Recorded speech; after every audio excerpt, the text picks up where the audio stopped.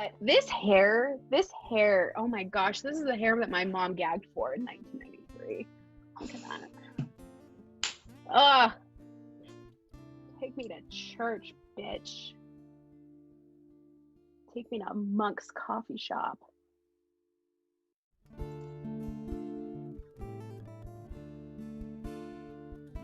Welcome to Water and Shade, a weekly Wheel of Time talk show where we read the Wheel of Time and talk absolutely ridiculous nonsense. I'm Sam, and one time this guy fell into my garden, and he's totally sponge-worthy. And I'm Zoe. I saw a bunch of swirly images when I was at Burning Man, and now I'm going to marry a guy that I'm just not that into. You are welcome under our roof. If it looks like garbage, that's because it is. Water and shade will be found for you.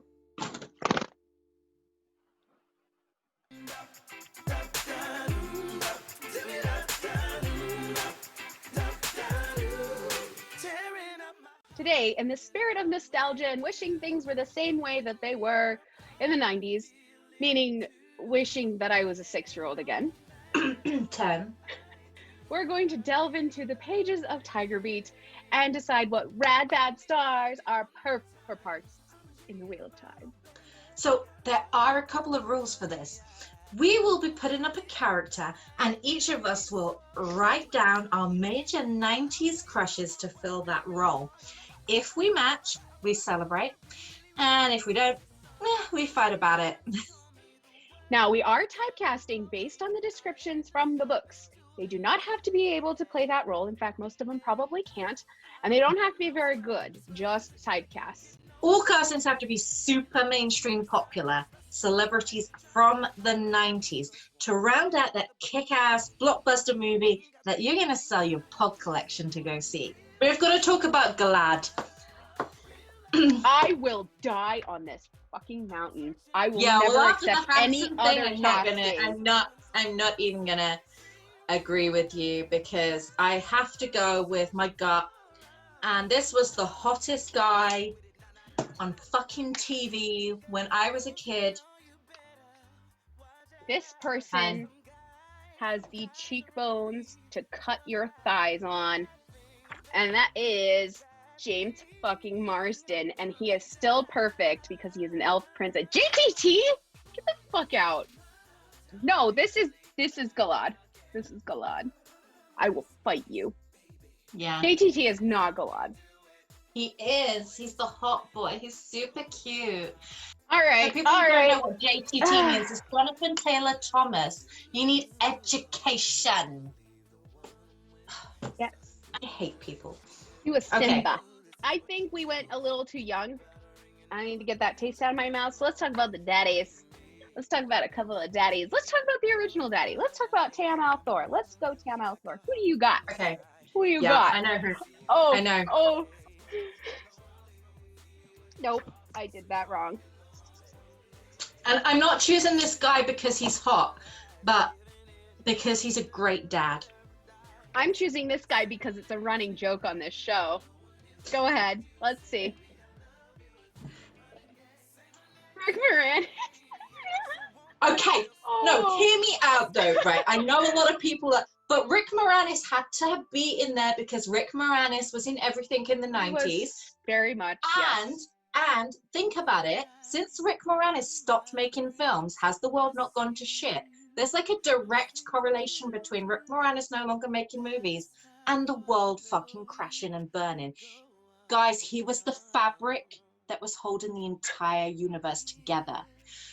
And what's just more, like Tam Althor. Yes. Fun fact about Rick Moranis, he's a great dad.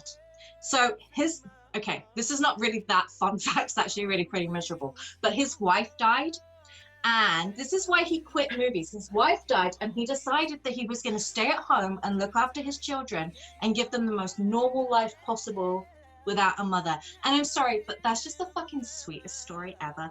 This guy's a great dad. I love you, Rick Moranis. That is a Tam Althor story. My story is not that cute. It's just I picked Michael Bolton because apparently I don't know who that is. Play the music, Jen. Who is from Game of Thrones.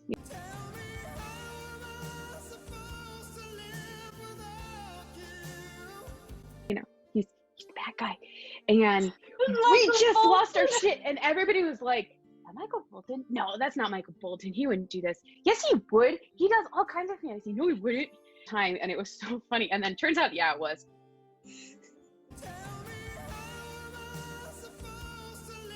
All right, I need to throw in another daddy. Let's throw in Tom Maryland. Let's do Tom Maryland. This is another one that I will never accept any other casting than this person. I think, like, I don't think there's anyone that could disagree with this one. Nobody would say anything different. Oh, no, I know who you're going to pick, so I'm actually going to go against you, and I'm going to pick somebody else, because you picked fucking Hanson for the win, and I'm never going to forgive that. What's his fucking name? Yes. I'm scared now. I don't know if I even spelled that right. Fuck it. You'll know who I mean. Okay, let's go. I said Sam Elliott. Tom Selleck. I wrote Sam Elliott first, but then you said Hanson, so now I'm going to go with Tom Selleck. And you know, actually, he would make a great Tom. His name is Tom already, spelled differently. It's spelled Tom, like a normal person instead of thum. But Sam Elliott. Sam fucking Elliott. Lee Scoresby. Tum. Thum. Thum. I'm telling you, I am not prepared for what and Prime is going to call him.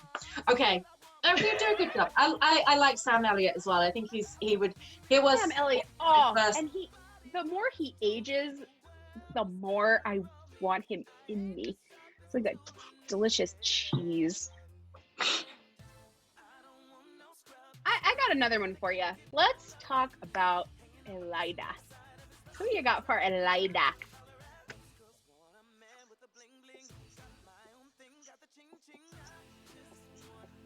Okay, yeah. I got one. Yeah. She won a fucking Oscar, bitch. I'm sure, bitch. Oh, who would not pick 90s movie time Cher except for... She won a fucking Oscar. She won a fucking Oscar, bitch. Yeah. Did she actually win the Oscar? I can't remember. I don't know, but I fucking remember the outfit she wore because she was fierce. You know, she's aged beautifully as Chad Michaels. Yes. And I don't know her name either, but the the woman who played Sarah Connor in Terminator. Oh yeah, she's solid. She do like, but like as she is now, like that kind of a little bit grizzled. She's so she's one of those women that I just want to watch her do squats. Yes. Glenn Close in the 90s. Glenn Close would be great. Would have been a phenomenal Elida. Like, oh yeah. Glenn Close. Yep. All right. Speaking of bad guys, shall we talk about Padam Fane? Oh, let's do Padam Fane. Oh, I got a good one. Okay. I've got one too, and I'm going on the fact that it was the 90s. And let's be real, we all remember Batman and Robin. Are you just casting Michael Keaton as everybody? Oh, no, I'm gonna... That's solid. That's a fucking solid. I don't quite agree with your police work there, Jim, but I said Steve Buscemi. I don't know how you say his name. Does he not just... Buscemi? Buscemi? I don't know, ask him. That guy. You know, that guy. We know that guy. We know the face. But I mean, I really like the movie Fargo. I just love that movie. I love Margie. I don't know where I'd place her, but gosh darn it, she just really needs to be in that movie there. Jim Carrey in the 90s though. He would do more. He was way more famous. I gotcha. Yeah. And this is a blockbuster movie, you know. Yeah. It's not a TV show we're talking about. We're going like They didn't do shows in the 90s. Yeah. Say ER. Yeah. More gays? Oh yeah, let's do more gays. I say Carrie Fisher because fuck her. I would cast Carrie Fisher in any fucking role ever, because she is just awesome. Including Dr. Frankenfurter. Yes. Who would be realistic, or who would I do it? Oh, now that's an entirely different question. I feel like this is water and shade, and I don't think anyone's coming here for a serious answer. This is who would be realistically cast as more gays. Okay. Because it's the 90s, and we haven't covered her yet. Yes, her too. They're pretty But much the same in terms of Hollywood. At this point, they've both got curly red hair. It's the same person. Yeah. Let's talk about the prologue and the two major characters in the prologue. First, let's delve in to Mr. Can you cast anybody other than Billy Zane as this person? Let's find out. Let's talk about Ishamael. Who do you think for Ishamael? Aside. Actually, I would stand by this as a solid casting even now. Even though he's a little bit unwell, I still would stand by this because I just think he would be phenomenal. Yeah. I honestly... I know you're going to write Billy Zane because he was active in the 90s. I have to. He's so magnificent. I said Billy Zane because why would you change perfection? I'm going for Tim Curry. But like playing Dr. Frankenfurter as a child. Yes, I know that film wasn't from the 90s, but Tim Curry was active so in the 90s. good. And Tim Curry was not remember Treasure Island? He is so good. He was so good. Oh, he is one of my favorite people in existence. Wait. We were on the prologue and we did Ishamael, but we didn't do Luz Theron. Okay, let's do Luz Theron. Okay. I've got like a serious one and one that's just ridiculous. Okay, so I'm doing a serious one because this one's a good one. Yeah, I'm gonna do my serious one first, and then I'm gonna do my like ridiculous. I'm doing this based on your interpretation of him. Oh, and who I would cast for that. Same page, and you know what? Just because it's not the 90s anymore, I would still cast him in a heartbeat as Luz Theron. Yes! Yeah. But as Gilderoy Lockhart. Even more, yes! Because that's how I read him in my head. I can't help it. When I read Much Ado About Nothing. Oh, that.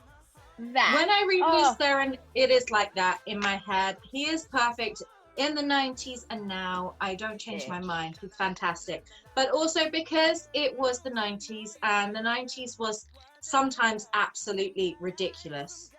Ridiculous for the people that they cast in roles. I'm also going to go for Danny DeVito.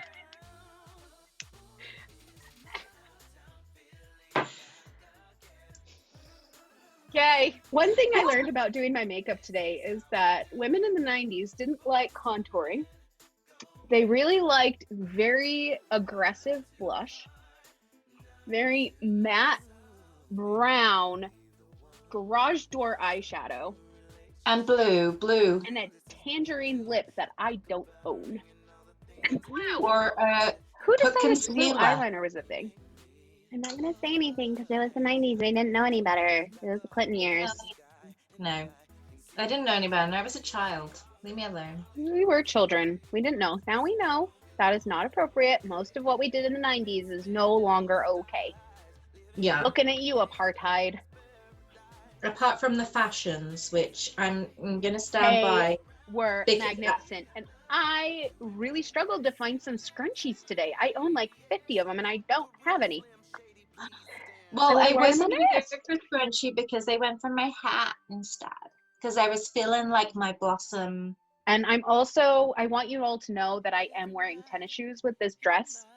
It is a floor-length dress, and I am wearing tennis shoes with it.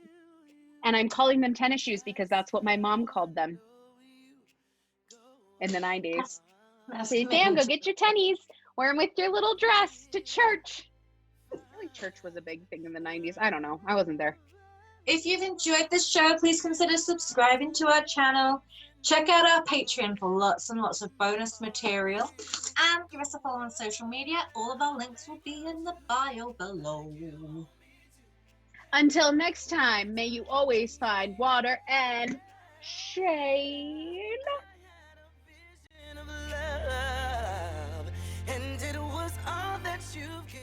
You're just so busy like feeling your oats that you haven't even noticed that I have a Christmas hat made of sequins. I'm waiting for you to put it on. There we go. I love your Christmas hat. It's sparkly.